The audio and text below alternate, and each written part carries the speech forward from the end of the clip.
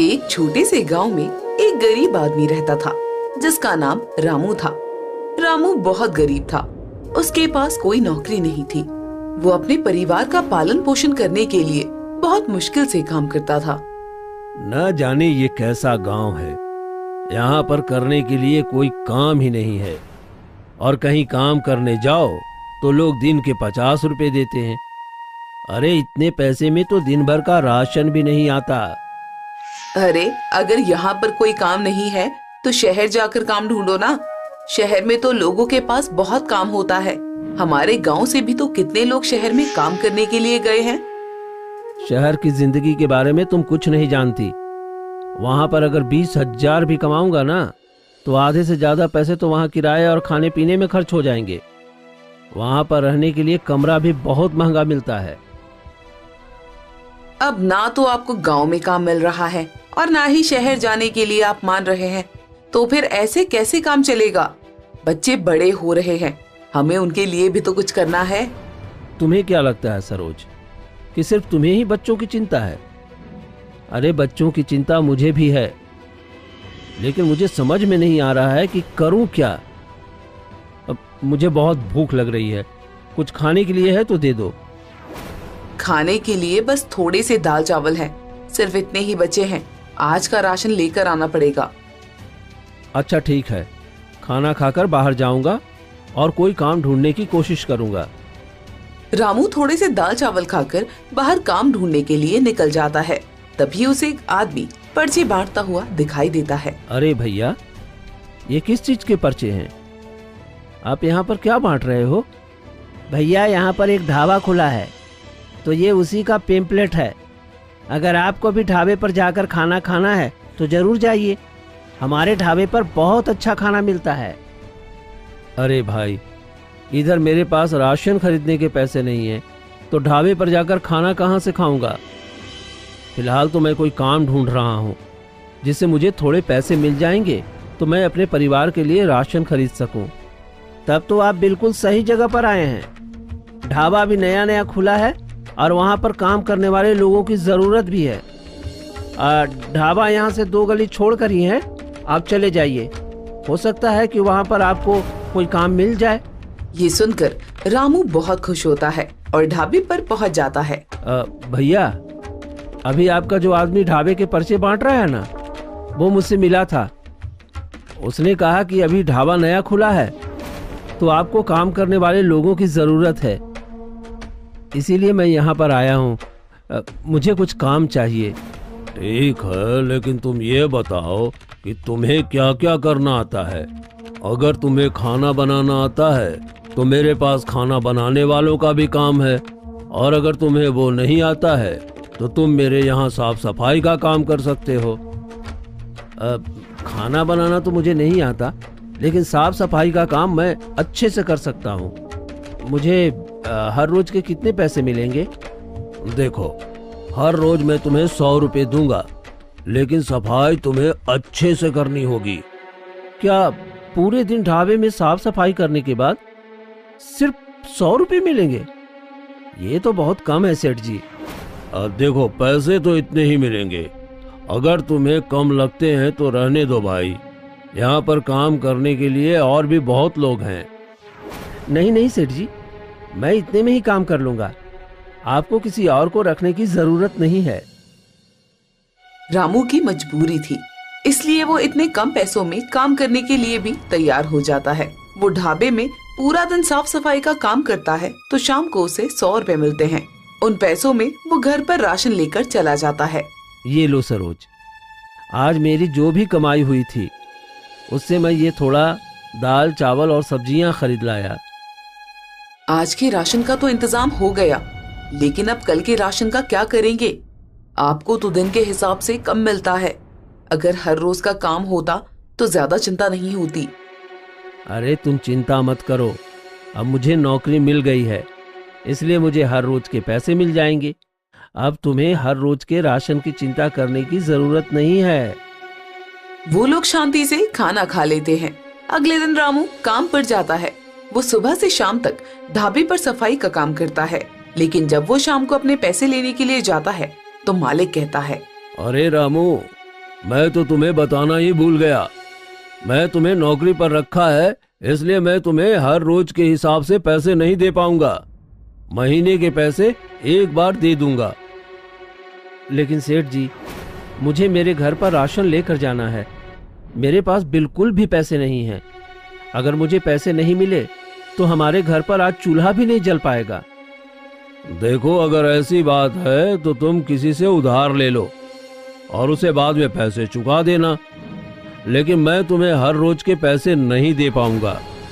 सेठ जी, मेरी मजबूरी समझने की कोशिश कीजिए।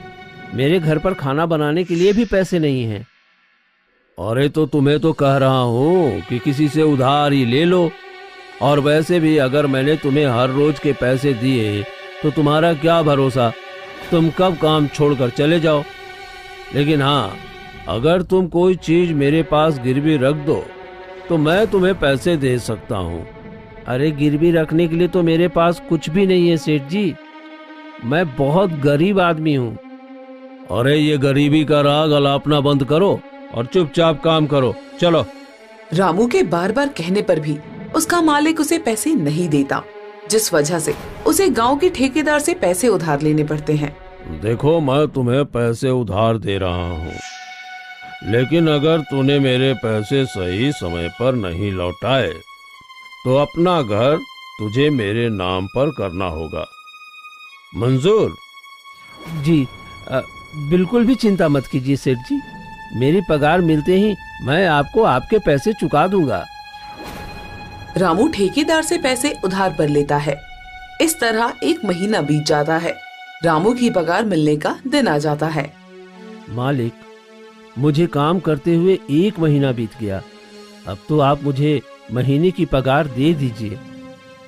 देखो, आज मेरे पास इतने पैसे नहीं हैं। तुम कल तक इंतजार करो, मैं कल तुम्हें पैसे दे दूंगा। लेकिन सेठ जी, मुझे ठेकेदार जी को पैसे देने हैं। अगर आज मैंने उनके पैसे नहीं लौटाए तो वो मेरा घर हड़प लेंगे। अरे एक दिन के लिए कोई किसी का घर थोड़ी ना हड़पता है। कुछ नहीं होगा, मैं कल तुम्हें तुम्हारे पैसे दे दूंगा। आप मेरे साथ खेल मत खेलिए सेठ जी। आपने कहा था कि महीना पूरे होते ही तुम्हें तुम्हारे पैसे मिल जाएंगे, लेकिन आप तो पैसे देने का नाम ही नहीं ले रहे हैं। सुबह से ढाबे में इतने लोग खाना खाकर गए हैं और आप कह रहे हैं कि आपके पास पैसे नहीं हैं। तेरी हिम्मत कैसे हुई मुझसे इस तरह से बात करने की? जा नहीं देता मैं तुझे तेरे पैसे। तुझे जो करना है कर ले। और अब तो मैं तुझे कभी पगार नहीं दूंगा और ना ही तुझे अब यहाँ पर काम करने आने की जरूरत है। आप ये बिल्कुल ठीक नहीं कर रहे हैं सेठ जी। एक गरीब के साथ छल करके बहुत बड़ा पाप कमा रहे हो। भगवान आपको इसकी सजा जरूर देंगे। अरे चल निकल यहाँ से। बड़ा आया है मुझे यहाँ भगवान की धमकी देने वाला। गगन रामू को धक्के मारकर वहाँ से निकाल देता है और तभी थोड़ी देर बाद ठेकेदार का आदमी रामू के घर आता है। याद है ना रामू, क्या तुझे सेठ जी के पैसे देने हैं? सेठ जी ने तुझे याद दिलाने के लिए मुझे भेजा है। हाँ, मैं जानता हूँ मुन्ना। सेठ जी को कहना कि मैं रात तक उनके पैसे लेकर आऊंगा। ठीक है, लेकिन रात तक पैसे लेकर आ जाना, वरना तुम्हें पता है ना, तुम्हारा घर तुम्हारे हाथों से चला जाएगा। मुन्ना उनके दरवाजे पर खड़ा ही था, तभी रामू का एक पड़ोसी बिरजू वहाँ से गुजर रहा था। उसने जैसे ही मुन्ना को रामू के दरवाजे पर खड़ा देखा तो वो समझ गया कि पक्का कोई न कोई गड़बड़ जरूर है। अरे ये तो ठेकेदार का आदमी है, लेकिन ये रामू के घर पर क्या कर रहा है? मुन्ना जैसे ही वहाँ से निकलता है तो बिरजू रामू के घर जाता है। अरे रामू, ये मुन्ना तुम्हारे घर पर क्या कर रहा था? तुमने ठेकेदार से कोई उधार लिया है क्या? हाँ भाई, उधार लिया तो था, लेकिन चुका नहीं पाया। मेरे मालिक ने कहा था कि महीना पूरा होते ही तुझे तेरे पैसे दे दूंगा, लेकिन आज उसने पैसे देने से मना कर दिया और मुझे काम से भी निकाल दिया। अब अगर मैंने ठेकेदार को पैसे नहीं दिए तो वो मेरा घर हथिया लेगा। मुझे तो समझ में नहीं आ रहा है कि मैं पैसे कहाँ से लेकर आऊं। अरे इस तरह परेशान मत हो, कोई न कोई तो हल जरूर मिल जाएगा। लेकिन पहले ये तो बता कि तुझे ठेकेदार को कितने पैसे देने हैं। पैसे ज्यादा तो नहीं, लेकिन 3,000 देने हैं, मगर मेरे पास उतने भी नहीं हैं और मेरी गरीबी की वजह से कोई मुझे उधार देने को भी तैयार नहीं है। हर किसी को यही लगता है कि अगर मैं उनसे पैसे उधार लिए तो वो फिर कभी वापस नहीं करूंगा। इस चक्कर में कोई मुझे उधार भी नहीं दे रहा। अरे कोई बात नहीं रामू, मेरे पास कुछ पैसे हैं, मैं तुझे पैसे दे देता हूँ, वरना इतने से पैसों की वजह से तेरे हाथ से तेरा घर चला जाएगा। और ठेकेदार तो है ही लोगों की मजबूरी का फायदा उठाने वाला, वरना 3,000 रुपए के ऊपर कोई किसी का घर नहीं हथियाता। रामू का पड़ोसी बिरजू उसे पैसे ला कर देता है। रामू उन पैसों से ठेकेदार का उधार चुका देता है और बिरजू के घर जाकर उसका बहुत बहुत धन्यवाद करता है। बिरजू भाई, अगर आज तूने मेरी मदद नहीं की होती तो मेरा घर मेरे हाथों से चला जाता। पता नहीं भगवान ने मुझे इतना मजबूर क्यों बनाया है। एक तो मुझे कहीं काम नहीं मिलता, ऊपर से जहां काम मिलता है वहां पर लोग ऐसे छल करते हैं। मैं कैसे अपने परिवार का गुजारा करूं, मुझे कुछ समझ में नहीं आ रहा। और देख भाई बिरजू, ज्यादा परेशान मत हो, मैं तो कहता हूँ तू अपना कोई काम शुरू कर ले, इससे पैसे डूबने का खतरा भी नहीं रहेगा। लेकिन मुझे तो ज्यादा कुछ काम भी नहीं आता।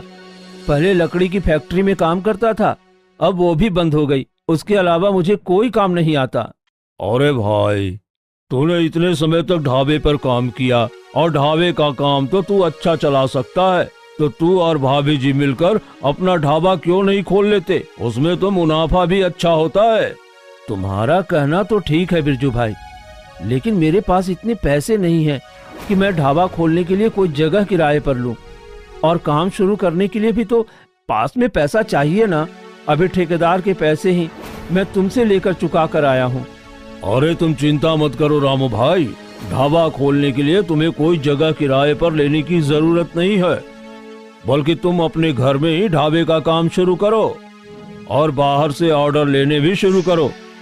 कितने लोगों को तुम अपने घर में बिठा सकते हो, उतने लोगों को बैठाओ और बाकी होम डिलीवरी करनी शुरू कर दो। धीरे धीरे शुरू करोगे तो काम अच्छा चल जाएगा। तुम ठीक कर रहे हो बिरजू भाई। वैसे भी तुम्हारी भाभी बहुत अच्छा खाना बनाती है और मुझे यकीन है कि उसके हाथ का खाना लोगों को बहुत पसंद आएगा। रामू घर जाकर अपनी पत्नी से इस बारे में बात करता है तो वो भी घर में ढाबा खोलने की बात से सहमत हो जाती है। अगर हमारा ये काम चल गया तो बहुत ही अच्छा हो जाएगा, तब तो आपको कहीं बाहर जाकर काम भी नहीं करना पड़ेगा। घर में थोड़े से दाल चावल और आलू रखे हैं, कल सुबह मैं दाल चावल और आलू का चोखा बना दूंगी और उन्हें ही बेचने की कोशिश करूंगी। अगर वो बिक गए तो उन पैसों से परसों का खाना बनाऊंगी। अगले दिन सुबह सुबह सरोज उठकर दाल चावल और आलू का चोखा बनाती है और अपने घर के बाहर ढाबे का एक बोर्ड लगा देती है। वो दोनों मिलकर अपने घर को अच्छी तरह साफ करके वहाँ पर टेबल चेयर लगा देते हैं। तभी खाने की खुशबू से कुछ लोग वहाँ पर आते हैं। अरे वाह, आपने तो बहुत ही अच्छा छोटा सा ढाबा बनाया है। ये तो बिल्कुल एक घर की तरह लग रहा है। जी, हमारा घर ही है। हमारे पास ढाबा खोलने के लिए अलग से जगह नहीं थी, इसलिए हमने अपने घर पर ही ढाबा खोल लिया। वैसे ये बहुत ही अच्छा आइडिया है, इससे लोगों को घर की कमी भी महसूस नहीं होगी और मुझे यहाँ बैठकर बिल्कुल अपने जैसा घर का एहसास भी हो रहा है। और आपके बनाए हुए खाने की खुशबू भी बिल्कुल घर के खाने के जैसी है। लोगों को उनके घर में खोला हुआ ढाबा बहुत ही पसंद आता है और वहाँ से गुजरने वाला हर व्यक्ति एक बार तो उनके ढाबे पर खाना खाने आता ही है। देखो सरोज, आज हमें बाहर से भी ऑर्डर मिला है। 2 प्लेट दाल मखनी, 2 प्लेट पनीर बटर मसाला और नान का ऑर्डर आया है। ये सब तो तैयार ही है, बस मैं अभी गर्मा गर्म नान बना कर दे देती हूँ। सरोज जल्दी से गर्मा गर्म नान बना देती है और रामू खाने को डिलीवर करने चला जाता है। तभी उसके ढाबे के पुराने मालिक की नजर उस पर पड़ती है। अरे ये तो वही रामू है, लेकिन ये इतना सारा खाना लेकर जा कहाँ रहा है? इसने किसी दूसरे ढाबे पर काम करना शुरू किया है क्या? अरे नहीं साहब, रामू ने किसी दूसरे ढाबे पर काम करना शुरू नहीं किया, बल्कि उसने तो अपने घर को ही एक ढाबा बना दिया है।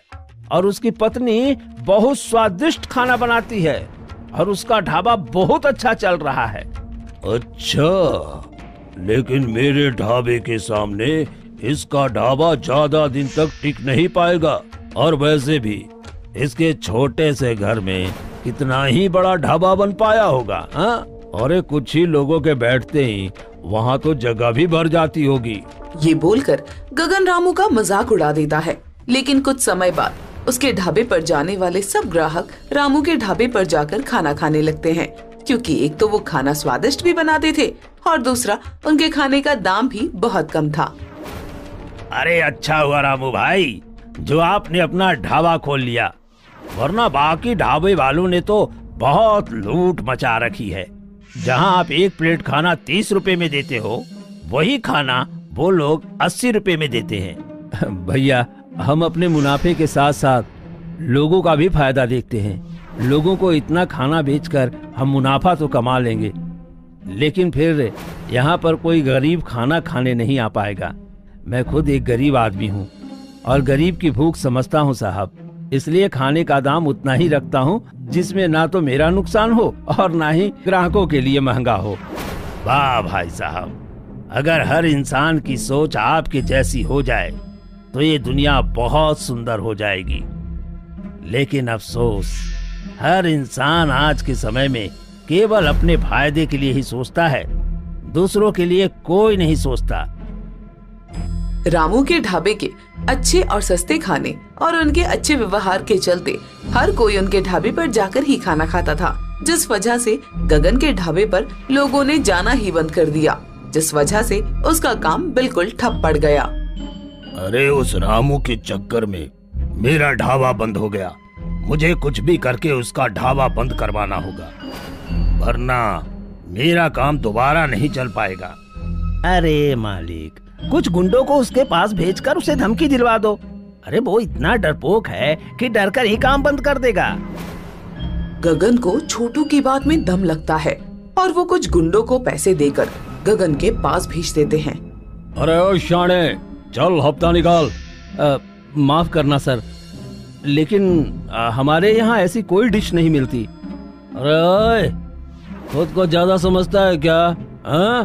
अरे हफ्ते का मतलब हमारा हफ्ता दे, 20,000 रुपए चाहिए हमें। और अगर तूने हमें वो पैसे नहीं दिए तो तेरा पूरा घर तोड़ दूंगा, क्या समझे? अरे ऐसे कैसे तुम मेरा ढाबा तोड़ दोगे? दादागिरी है क्या? और दादागिरी तो हमने अब तक तुझे दिखाई ही नहीं। अच्छा चल, हमें हफ्ता मत दे, लेकिन कल से तेरा ये ढाबा खुलना नहीं चाहिए, क्या समझे? अगर ये ढाबा खुल गया तो तेरा हम जो हाल करेंगे ना, वो तो सपने में भी नहीं सोच सकता। इसलिए कल ढाबा खोलने से पहले अच्छी तरह सोच लेना, क्या समझा? वो गुंडे रामू को धमकी देकर चले जाते हैं। उन्हें लगता है कि उनकी धमकी से डरकर रामू अगले दिन ढाबा नहीं खोलेगा, लेकिन अगले दिन रामू का ढाबा खुला होता है, जिसे देखकर गगन का खून खौल उठता है। तुम लोग किस काम के हो जब तुम एक डरपोक इंसान को भी नहीं डरा पाए? तुम्हारी चेतावनी देने के बावजूद भी उसकी हिम्मत कैसे हो गई ढाबा खोलने की?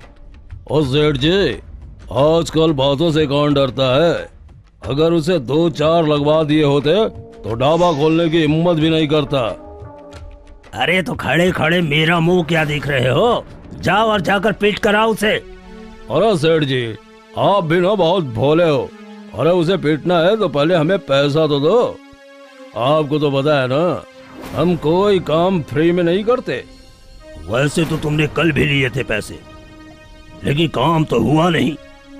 आज मैं खुद तुम्हारे साथ चलूंगा और जब तक अपनी आंखों से तुम्हें उसे पीटते हुए नहीं देख लूंगा, तब तक तुम्हें एक फूटी कौड़ी नहीं मिलेगी। गगन उन गुंडों के साथ रामू के ढाबे पर जाता है और उसे धमकी देने लगता है। देख रहा हूँ, कल मेरे आदमियों ने तुझे बहुत प्यार से समझाया था, लेकिन अब हम तुझे प्यार से नहीं समझाएंगे। अभी भी वक्त है, इस ढाबे को बंद कर वरना अच्छी तरह तेरी खातिरदारी होगी। अच्छा, तो इन दोनों को आपने भेजा था? मुझे पहले ही लग रहा था कि इसके पीछे आपका ही हाथ होगा। लेकिन आप मेरी भी बात सुन लीजिए सेठ जी, मैं अपना ढाबा बंद नहीं करूंगा। आपको जो करना है आप कर लीजिए। अच्छा, तो इसका मतलब है तू बिना पीटे नहीं मानेगा, है ना? तुम दोनों इसे तब तक मारो जब तक कि ये ढाबा बंद करने के लिए मान न जाए। इस पर बिल्कुल भी तरस खाने की जरूरत नहीं है। बस बहुत हो गया सेठ जी, हम लोग गरीब हैं, इसका मतलब ये नहीं कि आप हम पर इस तरह से अत्याचार करेंगे। हमने इस ढाबे को बहुत मेहनत से बनाया है। आप अभी के अभी यहाँ से चले जाइए, वरना मैं पुलिस को आपकी कंप्लेंट कर दूंगी। गगन सरोज को धक्का दे देता है और वो गुंडे रामू को पीटना शुरू कर देते हैं। तभी उनके ढाबे में बैठा एक आदमी उठकर उनके पास आता है और एक थप्पड़ में ही दोनों गुंडों को ढाबे से बाहर फेंक देता है। अरे बड़ा शौक है ना गरीबों पर अत्याचार करने का, लेकिन कोई बात नहीं, तुझे तो अब मैं बताऊंगा। अरे तुम कौन हो और क्यों हमारे मामले के बीच में आ रहे हो? मैं एक पुलिस ऑफिसर हूँ और हर रोज यहाँ खाने के लिए आता हूँ। अब मैं तुम्हें बताऊंगा कि दादागिरी किसे कहते हैं। वो आदमी पुलिस ऑफिसर था। वो गगन को रंगे हाथों पकड़ता है और उसे जेल में डाल देता है। गगन को उसके किए की सजा मिलती है और रामू का ढाबा अपने गांव के साथ साथ आसपास के सभी गांव में गरीबों के ढाबे के नाम से मशहूर हो जाता है। और कुछ सालों बाद वो अलग अलग शहरों में अपने ढाबे की ब्रांच खोलता है और पूरे देश में गरीब ढाबे वाले के नाम से जाना जाने लगता है। ये कहानी है घमंडी रानी। एक समय की बात है, एक बड़े और समृद्ध राज्य में एक रानी रहती थी। उसका नाम रानी इंदु था। रानी इंदु बहुत ही सुंदर और बुद्धिमान थी, लेकिन वो बहुत घमंडी भी थी। रानी इंदु को अपने सौंदर्य और बुद्धिमत्ता पर बहुत ही गर्व था। वो हमेशा अपने दरबारी और प्रजा के सामने अपने सौंदर्य और बुद्धिमत्ता का प्रदर्शन करती थी। एक दिन रानी इंदु ने अपने दरबार में एक बड़ा समारोह आयोजित किया। उसने अपने सभी दरबारियों और प्रजा को समारोह में आमंत्रित किया था। समारोह में रानी इंदु ने अपने सौंदर्य और बुद्धिमत्ता का प्रदर्शन किया। उसने अपने दरबारियों और प्रजा के सामने अपने ज्ञान और कौशल का प्रदर्शन किया। लेकिन जब रानी इंदु अपने समारोह को समाप्त करने वाली थी, तो एक अज्ञात व्यक्ति ने उसके दरबार में प्रवेश किया और व्यक्ति का नाम था विक्रम। रानी इंदु, तुम बहुत ही घमंडी हो।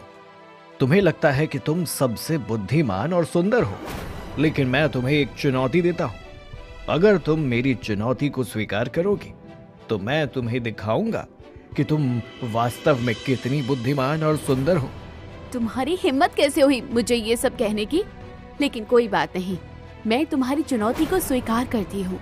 परंतु अगर मैं जीत गई तो तुम्हें मेरे दरबार में हमेशा के लिए रहना होगा।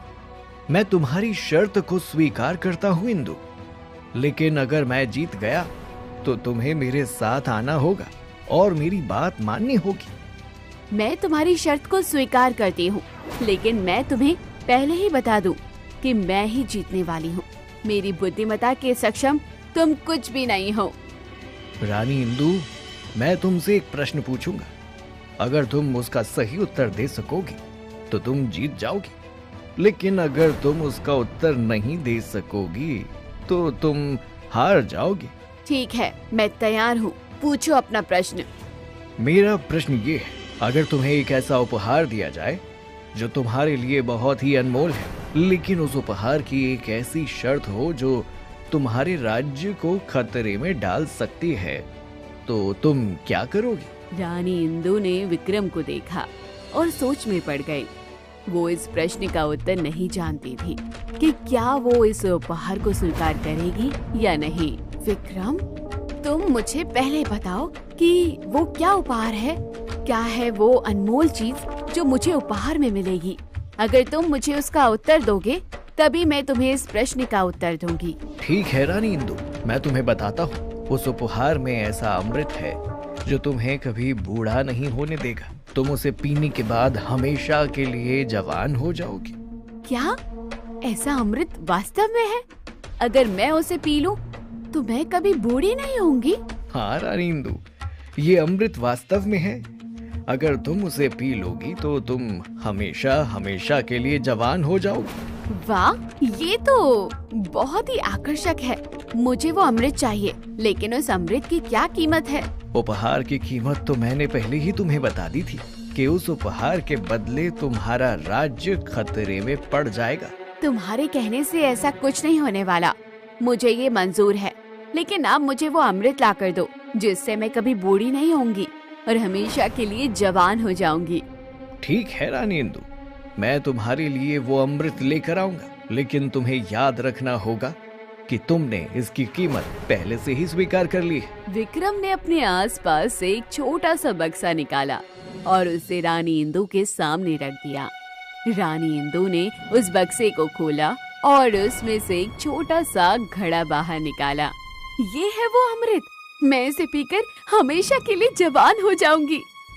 राजा क्षितिज ने रानी इंदु को टोकते हुए कहा, बस बहुत हो गया रानी। अगर इस अमृत के पीने की वजह से हमारा राज्य सचमुच खतरे में पड़ गया तो हम क्या करेंगे? ऐसा कुछ नहीं होगा राजन। भला मेरे अमृत पीने से राज्य कैसे खतरे में पड़ सकता है? आप इसकी बातों में मत आइए, राज्य को कुछ नहीं होगा। बात को समझने की कोशिश कीजिए रानी इंदु। जो व्यक्ति आपको ऐसा अमृत दे सकता है जिससे आप कभी बूढ़ी ना हो, वो व्यक्ति कुछ भी कर सकता है। इसे मत पीजिए। लेकिन रानी इंदु ने राजा की बात नहीं सुनी। रानी इंदु ने उस घड़े को उठाया और उसमें से अमृत पीने लगी। जैसे ही उसने अमृत पिया, उसके चेहरे पर एक अजीब सी चमक आई। ठीक है रानी इंदु, अब तुम हमेशा के लिए जवान हो गई हो, लेकिन तुम्हें याद रखना होगा कि तुमने इसकी कीमत पहले से ही स्वीकार कर ली है और तुम्हें वो अब कीमत चुकानी होगी। रानी, तुमने मेरी बात नहीं सुनी। अब हमारा राज्य खतरे में पड़ जाएगा। राजन, आप चिंता मत करो। मैंने जो किया है वो मेरे लिए सही था। मैं अब कभी बूढ़ी नहीं होंगी और हमेशा के लिए जवान रहूंगी। और बात रही राज्य की, तो आप चिंता मत कीजिए। मैंने कहा ना, राज्य को कुछ नहीं होने वाला। तभी अचानक से राज्य के बाहर से एक बड़ा शोर सुनाई दिया। ये कैसी आवाज है? बाहर क्या हो रहा है? सैनिकों, जरा देख कर आओ कि ये कैसी आवाज है। जी महाराज, मैं जाकर देखता हूँ। सैनिक बाहर गया और कुछ ही पलों में वापस आ गया। महाराज, ये तो बहुत बड़ा हमला है। हमारे राज्य पर मालवा राज्य ने हमला कर दिया है। उसके सैनिक हमारी सीमाओं पर खड़े हैं और हमारे राज्य पर हमला करने की तैयारी कर रहे हैं। मालवा राज्य, ये तो बहुत बड़ा खतरा है। हमें जल्दी से जल्दी अपने सैनिकों को तैयार करना होगा और उनका सामना करना होगा। तभी दरबार में खड़ा विक्रम अपना रूप बदलकर मालवा राज्य के राजा का रूप ले लेता है। उसे देखकर सब चौंक जाते हैं। मैं मालवा राज्य का राजा होने के साथ साथ एक जादूगर भी हूँ। मैं आज तक तुम्हारे राज्य को जीत नहीं पाया, लेकिन मैं जानता था कि रानी इंदु को खुद की बुद्धिमत्ता और सौंदर्य पर बहुत घमंड है। अगर मैं उस पर तंज कसूंगा तो वो अहंकार में आकर मेरी शर्त जरूर मानेगी और मैं उसे फंसाकर ऐसा वचन ले लूंगा। और रानी ने ऐसा ही किया। विक्रम ने राजा क्षितिज की ओर देखा और कहा, राजा क्षितिज, अब तुम अपने राज्य को मुझसे नहीं बचा सकते। तुम्हारी रानी ने मेरी शर्त स्वीकार कर ली है और अब तुम्हारा राज्य मेरे अधीन होगा।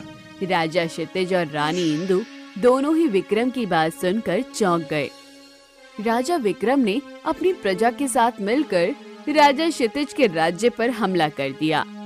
दोनों पक्षों के बीच भयंकर युद्ध हुआ। राजा क्षितिज ने अपनी सेना के साथ लड़ाई लड़ी, लेकिन राजा विक्रम की सेना बहुत ही मजबूत थी। राजा क्षितिज की सेना धीरे धीरे कमजोर होने लगी और अंत में उन्हें युद्ध में हरा दिया गया। अब तुम मेरे अधीन हो और तुम्हें मेरी हर बात माननी होगी। तुमने मेरे साथ छल किया है राजा विक्रम, लेकिन मैं तुम्हें बता दूं कि मैं अपने राज्य को वापस लेने के लिए किसी भी हद तक जाने को तैयार हूँ। अब तुम लोगों को यहाँ से जाना होगा। तुम्हारा राज्य अब मेरा हिस्सा है और मैं तुम्हें यहाँ नहीं रहने दूंगा। तुम हमें यहाँ से नहीं निकाल सकते। ये हमारा राज्य है और हम यहाँ से नहीं जाएंगे। तुम मुझे चुनौती दे रहे हो? तुम्हें पता नहीं है कि मैं कितना शक्तिशाली हूँ? चुपचाप चले जाओ यहाँ से, और अगर तुम आज के बाद मुझे यहाँ दिखाई दिए तो तुम्हें मृत्यु दंड दे दिया जाएगा। राजा ने अपने सैनिकों को बुलाया और उन्हें राजा क्षितिज और रानी इंदु को राज्य से निकालने का आदेश दिया। राजा क्षितिज और रानी इंदु को धक्के देकर राज्य से निकलवा दिया गया। राजा क्षितिज रानी इंदु को लेकर राज्य से बाहर जंगल की एक गुफा में जाकर छुप गया। वो बहुत ही क्रोधित था। ये सब तुम्हारी वजह से हुआ है। तुमने अपने अहंकार की वजह से मेरा राज्य मुझसे छीन लिया। तुम खुद को बहुत बुद्धिमान समझती थी, लेकिन तुम्हारी वजह से आज मेरा राज्य मेरे हाथों से निकल गया। मैंने कुछ गलत नहीं किया है। आपको मुझ पर इस तरह क्रोध करने का कोई अधिकार नहीं है। आप भी इतने शक्तिशाली नहीं थे कि दूसरे राज्य का सामना कर पाते। इसी कारण से आपके हाथों से आपका राज्य चला गया। मुझे तो आश्चर्य हो रहा है कि तुम अभी भी अपनी गलती नहीं स्वीकार करती। तुम अभी भी अपने अहंकार पर अड़िग हो। तुम्हारी बातें सुनकर मुझे लगता है कि तुम कभी भी अपनी गलती नहीं मानोगी। तुम्हारा अहंकार तुम्हें कभी भी सही रास्ते पर नहीं लेकर आएगा। तभी गुफा के बाहर से एक आवाज आई। ये एक अनजान व्यक्ति की आवाज थी। वो व्यक्ति गुफा के अंदर आया और राजा क्षितिज और रानी इंदु को देखा। तुम दोनों कौन हो और यहाँ मेरी गुफा में क्या कर रहे हो? हम राजा क्षितिज और रानी इंदु हैं। हम अपने राज्य से निकाले गए। राजा विक्रम ने धोखा करके हमारे राज्य को हथिया लिया है और कहा है कि अगर हम राज्य के आसपास भी दिखे तो वह हमें मृत्यु दंड दे देगा। इसलिए हम यहाँ छुपे हुए हैं। तुम चिंता मत करो, मैं तुम्हें तुम्हारा राज्य वापस लेने में मदद कर सकता हूँ। वास्तव में तुम हमें हमारा राज्य वापस लेने में मदद कर सकते हो? हाँ, मैं तुम्हारी मदद कर सकता हूँ, परंतु इसके लिए तुम्हें मेरी बात माननी होगी और मेरे साथ चलना होगा। हमें तुम पर भरोसा क्यों करना चाहिए? हमें क्या पता तुम कौन हो और तुम्हारी मंशा क्या है। मुझे तो तुम पर जरा भी भरोसा नहीं। तुम्हारा सोचना उचित है, लेकिन तुम चिंता मत करो। तुम मुझ पर भरोसा कर सकती हो। मेरा नाम वीर है और मैं एक योद्धा हूँ।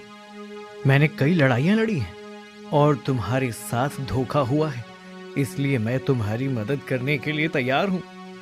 ठीक है, हम तुम पर भरोसा करते हैं। हम तुम्हारे साथ चलेंगे और तुम्हारी बात मानेंगे। मैं तुम पर भरोसा नहीं करती। तुम बहरूपी हो। मैं इतनी बुद्धिमान हूँ कि मुझे पता लग गया है कि तुम हमें छलने आए हो। राजा क्षितिज भोले हैं, लेकिन मैं भोली नहीं हूँ। हमें तुम्हारी मदद की कोई जरूरत नहीं। हम अपने आप ही अपना राज्य वापस ले सकते हैं। रानी जी, मैं समझता हूँ कि आप वीर पर संदेह कर रही हैं, लेकिन हमें उनकी मदद की जरूरत है। हम अपने आप ही अपने राज्य को वापस नहीं ला सकते। नहीं, मैं आपकी बात नहीं मानती। मैं वीर पर भरोसा नहीं करती। हमें उनकी मदद की कोई जरूरत नहीं है। ठीक है रानी जी, अगर आप मुझ पर भरोसा नहीं करती हैं तो मैं आपके साथ नहीं जाऊंगा, लेकिन मैं आपको बता दूं कि मेरी मदद के बिना आप कभी अपने राज्य को वापस नहीं ले पाएंगे और अंत में एक दिन आपको मदद के लिए मेरे पास ही आना पड़ेगा। आपके अहंकार की वजह से पहले ही बहुत कुछ बिगड़ चुका है, लेकिन जब तक सर्वनाश नहीं होगा तब तक आपका अहंकार भी खत्म नहीं होगा। वीर वहाँ से चला गया और राजा क्षितिज और रानी इंदु को अपने अहंकार के साथ अकेला छोड़ दिया। कुछ महीने बीत गए और रानी इंदु ने एक पुत्र को जन्म दिया। वो बहुत खुश थी और उसने अपने पुत्र का नाम राजकुमार विजय रखा। राजा क्षितिज और रानी इंदु ने गुफा में ही अपने पुत्र विजय का पालन पोषण किया। धीरे धीरे विजय बड़ा हुआ और 15 साल का हो गया। एक दिन विजय ने अपने पिता राजा क्षितिज से पूछा, पिताजी, जंगल में हमारे अलावा कोई और इंसान क्यों नहीं रहता? हम यहाँ अकेले क्यों रहते हैं? बेटा, तुम्हें ये बात नहीं पता है कि हम क्यों यहाँ पर रहते हैं। हमारा राज्य विक्रम ने छीन लिया था और हमें यहाँ पर जंगल में रहना पड़ा। राजा विक्रम? वो कौन है? और उन्होंने हमारा राज्य हमसे छीन लिया था। कैसा राज्य पिताजी? मैं कुछ समझा नहीं। राजा विक्रम हमारे पड़ोसी राज्य का राजा था। वो बहुत ही शक्तिशाली और क्रूर है। उसने बहुत साल पहले हमसे हमारा राज्य छीन लिया था और उसके बाद अपनी जान बचाने के लिए यहाँ पर जंगल में हमें छिप कर रहना पड़ा। पिताजी, ये तो बहुत ही गलत हुआ।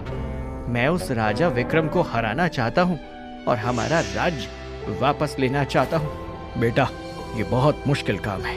राजा विक्रम बहुत शक्तिशाली है और उसके पास बहुत सारे सैनिक हैं, लेकिन मुझे तुम पर भरोसा है। तुम एक ना एक दिन हमारे राज्य को वापस जरूर लेकर रहोगे। समय बीतता है और विजय 20 वर्ष का हो जाता है। वो हर रोज अपने पिता के साथ मिलकर तलवारबाजी का अभ्यास करता है। जब वो 20 वर्ष का हो जाता है तो एक दिन अपने पिता से कहता है, पिताजी, अब मैं राजा विक्रम का सामना करने के लिए तैयार हूँ। मैं आज के आज ही उससे युद्ध करने के लिए जाऊंगा और अपने राज्य को उससे वापस लूंगा। बेटा, तुम अकेले उसकी प्रजा का सामना नहीं कर सकते। तुम्हें उनके साथ लड़ने के लिए एक सेना की जरूरत होगी और इस वक्त हमारे पास राजा विक्रम की सेना से लड़ने के लिए कोई भी सेना नहीं है। नहीं, मेरे पुत्र को किसी सेना की जरूरत नहीं है। ये मेरा पुत्र है और अकेले ही राजा विक्रम की प्रजा का सामना कर सकता है। आप मेरे पुत्र को कम में आंकने की भूल मत कीजिए। माँ, आप ठीक कह रही हैं। मैं अकेले ही राजा विक्रम की प्रजा का सामना करूंगा और अपने राज्य को वापस लूंगा। बेटा, तुम अपनी माँ की बातों में मत आओ। बस वो अपने अहंकार की सुन रही है। तुम उसकी बातों पर ध्यान न देना। अपने दिमाग से सोचो। तुम वहाँ पर जाओगी तो तुम्हारी जान को खतरा हो सकता है। विजय अपने पिता की बातों को अनसुना कर देता है और राजा विक्रम की प्रजा का सामना करने के लिए तैयार हो जाता है। वो अपनी तलवार लेकर निकल पड़ता है और राजा विक्रम के राज्य की ओर बढ़ने लगता है। रानी, मुझे लगता है कि हमें विक्रम को रोकना चाहिए। वो अकेले राजा विक्रम की प्रजा का सामना नहीं कर सकता। नहीं राजा जी, मेरे पुत्र को किसी की जरूरत नहीं है। वो अकेले ही राजा विक्रम की प्रजा का सामना कर सकता है। लेकिन रानी जी, ये बहुत बड़ा खतरा है। हमें विक्रम को रोकना चाहिए। लेकिन रानी इंदु अपने पुत्र के बारे में अपने अहंकार के कारण कुछ नहीं सुनना चाहती थी। विजय राजा विक्रम के राज्य में प्रवेश करता है और वहाँ के लोगों से मिलता है। वो उन्हें बताता है कि वो राजा विक्रम की प्रजा का सामना करने आया है और अपने राज्य को वापस लेना चाहता है। जैसे ही राजा विक्रम को ये बात पता चलती है कि राजा विक्रम क्षितिज का पुत्र है, वो उसे बंदी बनवा लेता है और सीधे मृत्यु दंड दे देता है। ये बात जब रानी इंदु को और राजा क्षितिज को पता चलती है तो वो रो रो कर उनका बहुत बुरा हाल हो जाता है। राजा क्षितिज का गुस्सा रानी इंदु पर बरस पड़ता है। तुम्हारे अहंकार के कारण हमारे पुत्र की जान चली गई। तुमने मेरी बात को नहीं सुना। तुमने विजय को नहीं रोका। तुम्हारी वजह से हमारे पुत्र की जान चली गई।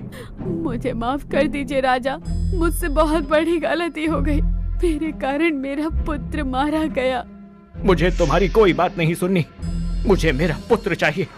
यदि तुमने मुझे मेरा पुत्र लाकर नहीं दिया तो मैं इस गुफा के पत्थरों पर सिर पटक पटक कर अपनी जान दे दूंगा। राजा, मुझे माफ कर दीजिए। मैं अपने पुत्र को वापस लाने के लिए कुछ भी करूंगी। मैं वीर को ढूंढने जाऊंगी और हमारे पुत्र को वापस लाने के लिए कहूंगी। वीर? वही वीर जिसे तुमने पहले भी ठुकरा दिया था। वही वीर जिसने पहले तुम्हें चेतावनी दी थी कि तुम्हें अपने अहंकार को छोड़ देना चाहिए। हाँ राजा, वही वीर। मैं उसे ढूंढने जाऊंगी और उसे हमारे पुत्र को वापस लाने के लिए कहूंगी। जिस प्रकार तुमने वीर को अहंकार दिखाया था, मुझे नहीं लगता कि वो तुम्हें क्षमा करेगा। लेकिन तुम्हें उसके पास जाना ही पड़ेगा और हमारे पुत्र को वापस जीवित करना ही पड़ेगा, वरना मैं जान दे दूंगा। रानी इंदु राजा क्षितिज की बात सुनकर जंगल में वीर को ढूंढते हुए जाती है। कुछ दिनों बाद उसे वीर एक गुफा में मिलता है और वो उससे क्षमा मांगती है और उसे सारी बात बताकर उससे मदद मांगती है। रानी इंदु, तुमने मुझे बहुत दुख पहुंचाया था, लेकिन मैं फिर भी तुम्हारी मदद करने के लिए तैयार हूँ। लेकिन मुझे वादा करो कि तुम अपने अहंकार को छोड़ दोगी। वीर, मैं तुम्हें वादा करती हूँ कि मैं अपने अहंकार को छोड़ दूंगी। मैं तुम्हारी मदद के लिए कुछ भी करूंगी। रानी इंदु वीर के साथ राजा विक्रम के राजमहल में जाती है और कहती है, तुमने मेरे पुत्र को किस प्रकार मारा? तुम्हारी हिम्मत कैसे हुई? मैंने तो तुम्हें पहले ही कहा था कि इस राज्य के आसपास भी दिखाई दिए तो सीधा मृत्युदंड दे दिया जाएगा। तुम्हारे पुत्र ने मेरी बात नहीं मानी और इसीलिए उसे मृत्युदंड देना पड़ा। तुमने जादू भरे छल से इनके राज्य को हड़पा और इनके पुत्र को भी मार दिया। जिस तरह तुमने जादू करके ये सब किया, अब वही जादू तुम्हारा अंत करेगा। तुम्हें लगता है कि तुम मुझे हरा सकते हो? मैं तुम्हें बता दूं कि मेरे पास बहुत शक्तिशाली जादू है और तुम्हें आसानी से हरा सकता हूं। हम देखेंगे कि कौन किसे हराता है। तुम्हें भी अपनी जादुई शक्तियों पर बहुत अहंकार है। अब तुम्हारी इन जादुई शक्तियों का अहंकार तुम्हारा अंत करेगा। राजा विक्रम अपनी जादुई शक्तियों से उन दोनों पर हमला करता है, लेकिन वीर अपनी जादुई शक्ति से अपने और रानी इंदु के सामने बहुत बड़ा दर्पण प्रकट कर देता है। जैसे ही राजा विक्रम की जादुई शक्तियाँ दर्पण से टकराती हैं, वो दर्पण उन शक्तियों को वापस राजा विक्रम और उनकी सेना पर ही हमला करने के लिए मजबूर कर देता है। राजा विक्रम और उसकी सेना दर्पण से वापस आने वाली जादुई शक्तियों से घिर जाते हैं और जल्द ही वो सभी नष्ट हो जाते हैं। राजा विक्रम और उसकी सेना के नष्ट होते ही रानी इंदु बहुत खुश होती है, लेकिन अभी उसका पुत्र जीवित नहीं हुआ था। वो वीर से कहती है, तुमने हमें हमारा राज्य तो वापस दिलवा दिया, लेकिन मुझे मेरा पुत्र चाहिए, वरना मेरे पति अपने प्राण त्याग देंगे।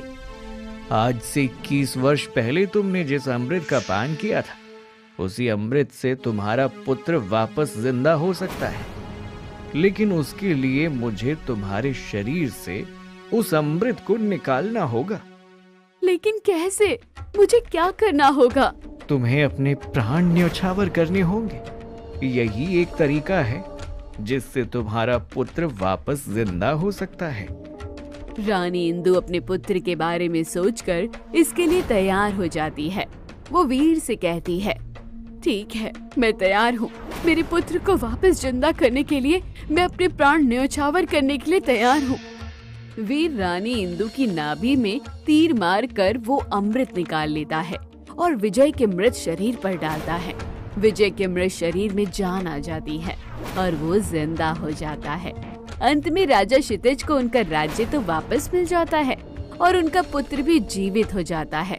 लेकिन यदि रानी इंदु ने अपने अहंकार के कारण ये सब ना किया होता तो आज वो भी जिंदा होती और उनके परिवार को इतने कष्टों का सामना ना करना पड़ता।